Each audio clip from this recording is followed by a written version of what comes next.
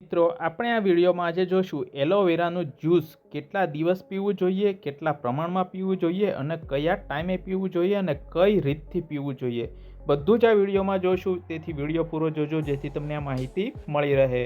ચેનલમાં ન હો તો ચેનલને પ્લીઝ પહેલાં સબસ્ક્રાઈબ કરી પછી વિડીયો આગળ જોજો અને આ વિડીયો તમારા મિત્રોને પણ શેર કરજો. તો ચાલો વિડીયો શરૂ કરીએ. એલોવેરા એક ઔષધીય ગુણોથી ભરપૂર છોડ છે.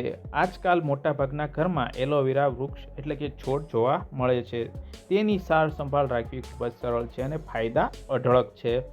એલોવેરા જેલનો ઉપયોગ વાળ અને ત્વચા પણ કરવામાં આવે છે. જો તમે એલોવેરા જ્યુસ કાઢીને પીવો તો તેનાથી પેટને પણ ફાયદો થાય છે. વજન ઘટાડવામાં એલોવેરા જ્યુસ મદદ કરે છે.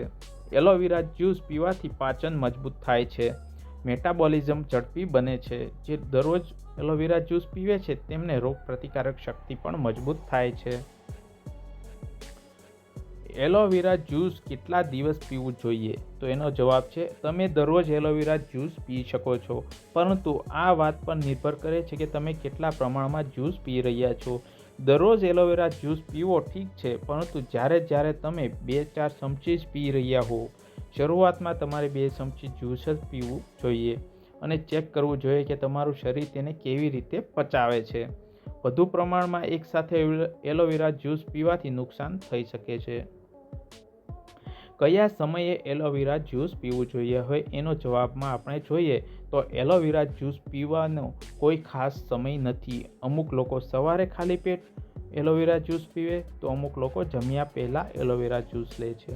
ઘણી વખત જે લોકોને એસિડ બને છે તેઓ રાત્રે એલોવેરા જ્યુસ લેવાનું પસંદ કરે છે. તો આ ટાઈમમાંથી તમે કોઈ બી ટાઈમ સિલેક્ટ કરી શકો છો. હવે જોઈએ એલોવેરા જ્યુસ કેવી રીતે પીવું જોઈએ. હવે એના જવાબમાં છે એલોવેરા જ્યુસ અમુક લોકો 2-4 ચમચી પી લે છે. જો કે 4 ચમચી એલોવેરા જ્યુસ અને 4 ચમચી પાણી મિક્સ કરીને પીવો. ઘણી વખત લોકો એલોવેરા અને આંબળાનો જ્યુસ મિક્સ કરીને પણ પીવે છે. જો તમે આવું કરો તો આંબળા કરતાં એલોવેરાનું પ્રમાણ બમણું રાખી શકો છો. આ રીતે એલોવેરા જ્યુસ પીવાથી ઘણો ફાયદો થાય છે. તો મિત્રો તમને આની માહિતી ખબર પડી ગઈ કે એલોવેરા જ્યુસ ક્યારે, કેવી રીતે અને કેટલા પ્રમાણમાં લેવું જોઈએ. આ વિડીયો સારો લાગ્યો હોય તો પ્લીઝ લાઇક, શેર અને સબસ્ક્રાઈબ કરીને જોજો ચેનલને અને આ વિડીયો તમારા મિત્રોને પણ શેર કરજો અને કોમેન્ટમાં પ્લીઝ જય હિન્દ લખીને જજો. તો મળીએ હવે બીજા વિડીયોમાં. ત્યાં સુધી ધન્યવાદ. જય હિન્દ, જય ભારત.